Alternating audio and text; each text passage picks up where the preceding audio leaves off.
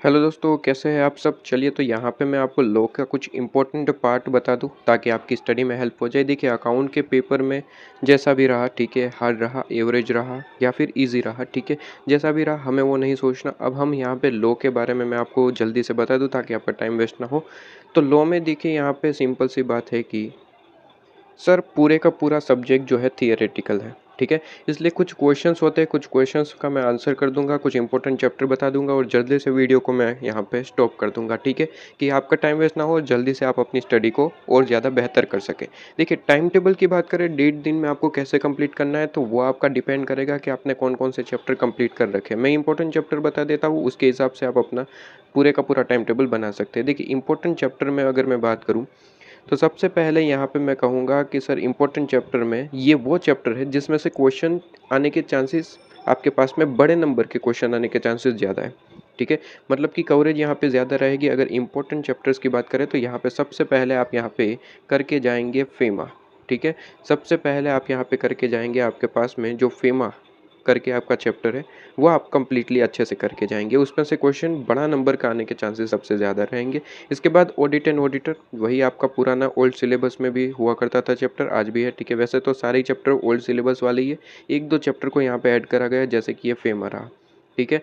FEMA, audit and auditor, share capital, prospectus, incorporation, management and administration, deposit, आपका deposit छोटा chapter है और important भी है, उसे करके जाएंगे। एलएलपी भी छोटा चैप्टर है, इंपॉर्टेंट है, करके जाएंगे। और कंपनी इनकॉर्पोरेट आउटसाइड इंडिया वाला जो चैप्टर है वो आप अच्छे से करके जाएंगे। ये चैप्टर वो है जो सबसे ज़्यादा इंपॉर्टेंट या फिर आप कह सकते हैं कि वेटेज सबसे ज़्यादा रखते हैं, ठीक है। तो ये चैप्टर आपको अच्छे से कंप्लीट करने होंगे, ठीक है। ये चैप्टर आपको अच्छे से कंप्लीट करने होंगे।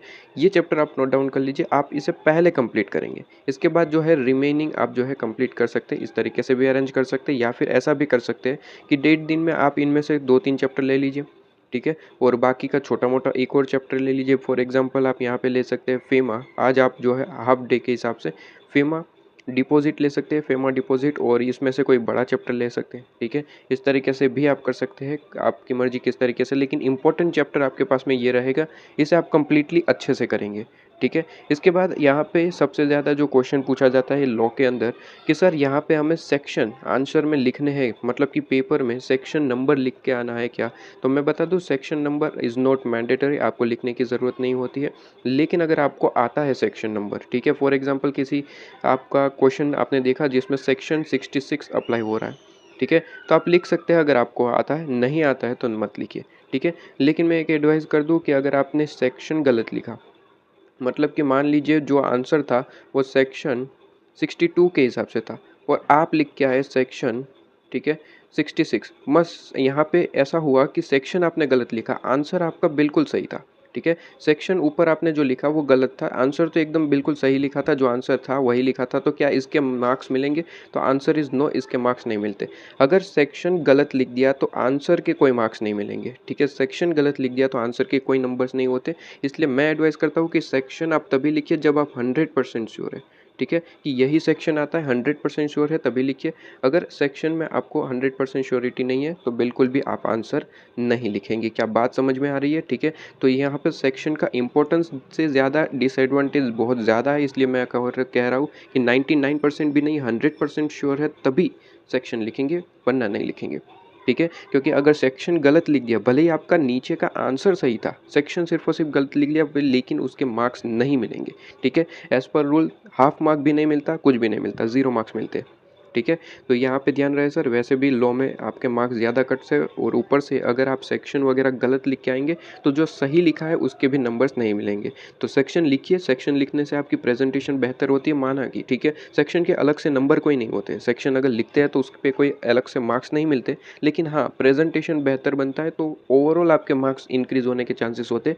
लेकिन मैं एडवाइस करता हूँ कि आपके पास में 100% जब श्योरिटी हो तभी सेक्शन लिखेंगे, ठीक है, तब उससे पहले नहीं लिखेंगे। इसके बाद कहता है कि सर यहाँ पे, चलिए वो तो ठीक है कि सेक्शन हमें नहीं लिखना, नहीं आता है तो 100% श्योर है तो लिखेंगे। अब आंसर कैसे लिखना है, तो देखिए आंसर वही वही पैटर्न में लिखिए जो आपका आईसीए पैटर्न फॉलो करता है। यहाँ पे कहता है कि सबसे पहले तो प्रोविजन लिखिए, ठीक है, सबसे पहले प्रोविजन लिखिए। इसके बाद यहाँ पे फैक्ट लिखे, जो क्वेश्चन से ही लिखना होता है फैक्ट, और उसके बाद आप जो है यहाँ पे कंक्लूजन लिखेंगे, ठीक है। प्रोविजन, फैक्ट, कंक्लूजन, इस तरीके से आप जो है यहाँ पे प्रेजेंट कर सकते हैं।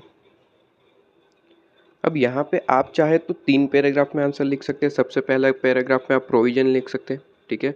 सबसे पहले पैराग्राफ में आप प्रोविजन लिख सकते हैं, उसके बाद सेकंड पैराग्राफ में आप जो है फैक्ट लिख सकते हैं, और थर्ड पैराग्राफ में आप जो है अपना कंक्लूजन लिख सकते हैं, ठीक है। इस तरीके से भी कर सकते हैं, या फिर आप जो है एक ही पैराग्राफ में पूरे का पूरा आंसर लिख सकते हैं।